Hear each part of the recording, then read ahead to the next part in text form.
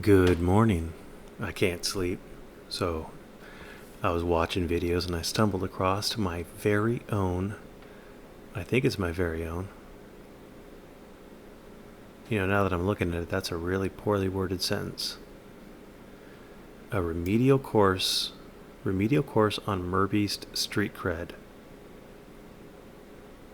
That is not a good sentence. Anyway, street cred aside, it looks like Luckfawyers is trying to argue with me about the law, so let's argue the law. First thing he says is that the right to be secure against unreasonable searches and seizures means if you're secure, you're in a position of resisting unreasonable searches and seizures. And yeah, sure. I mean, yes and no. No state that I am aware of authorizes the use of force to resist unreasonable searches and seizures, except for when the officer is using excessive force in some cases, unreasonable force in some cases. But generally speaking, at least for seizures and searches, if they're not hurting you, then even if they are hurting you, you may not have a right to resist under the law. But if they're not hurting you, then you almost assuredly don't. Your position of, or your remedy, because we are talking about the law for unlawful searches and seizures, is in a criminal context. You have the right to have a suppression hearing or file a motion for suppression, however your state does it. You can get whatever evidence that the state gathered as a result of the unreasonable search or seizure. You can have it suppressed and not used against you in court. In a civil context, you have the right to a 1983 lawsuit or a Bivens action, depending on whether or not you're going against a state actor or a federal actor. But that's your civil remedy. So those are your two remedies for violations of your Fourth Amendment rights against unreasonable searches and seizures. To finish that statement, because it sounded ridiculous the way I left it, but I am kind of tired, so you have to forgive me a little bit. The second thing that he wants to point out is, the point of this is he's trying to argue that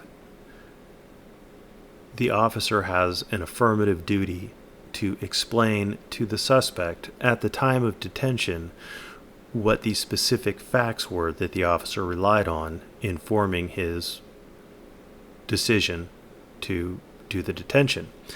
And so you'll see in these big yellow points here, these are the things that he looked for to find.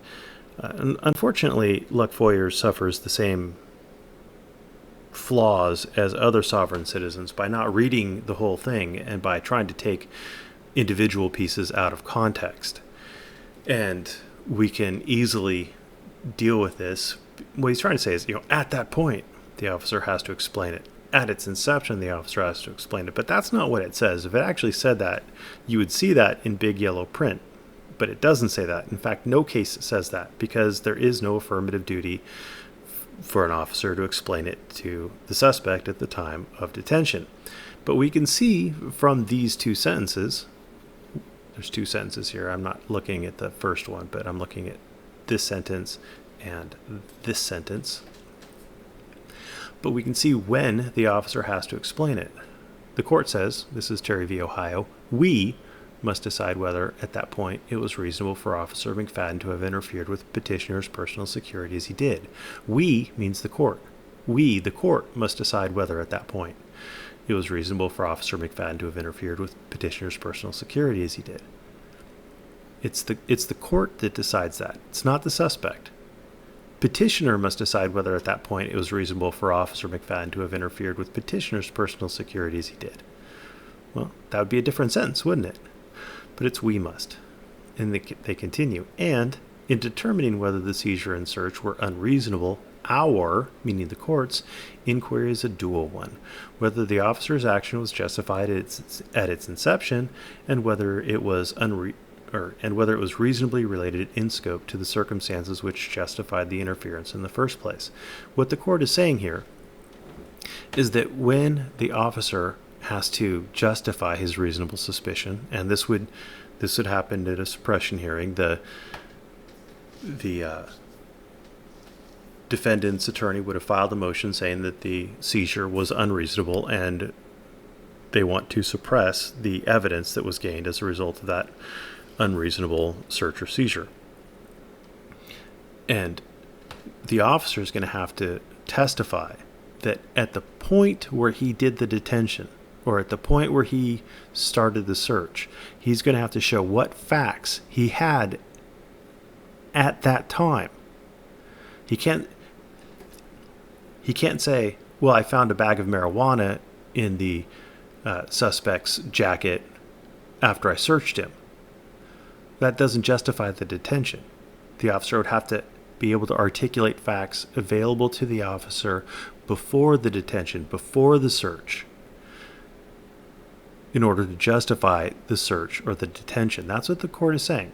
So the officer would have to say, oh, I smelled marijuana on him, and so I decided to detain him at that point because I smelled marijuana. That's the articulable fact that I have at my possession. And my reasonable suspicion is that where you smell marijuana is probably there. That would be his reasonable suspicion. So that's what the court's saying. The court's saying that the officer has to rely on the articulable facts that he had in his possession at the time of detention. But it doesn't say he has to explain it to the suspect. And finally, reasonable suspicion versus reasonable articulable suspicion. You can see I've typed both in here. I'll do this again just to make sure it's nice and clear. Scholarly articles. Factors for reasonable suspicion. Big data and predictive reasonable suspicion. Race. Reasonable articulable suspicion. Oh, look, they both get used. Requisite reasonable suspicion of criminal activity. Reasonable articulable suspicion or probable cause. Reasonable suspicion exists. In the same article, reasonable articulable suspicion. The reasonable articulable suspicion. Reasonable articulable suspicion. Reasonable suspicion. Reasonable suspicion. Reasonable suspicion. From as near as I can tell, reasonable articulable suspicion it was a colloquialism from the Fifth Circuit, and it kind of worked its way into the vernacular. Everybody else generally says reasonable suspicion. In the sovereign citizen communities and in the auditing communities, because they like to sound more officious, people like to throw around reasonable articulable suspicion. But unless you're in the Fifth Circuit, it sounds odd. It sounds weird. If you're in court in California and you start talking about reasonable articulable suspicion, it's just not something that lawyers typically do. They'll typically just say reasonable suspicion.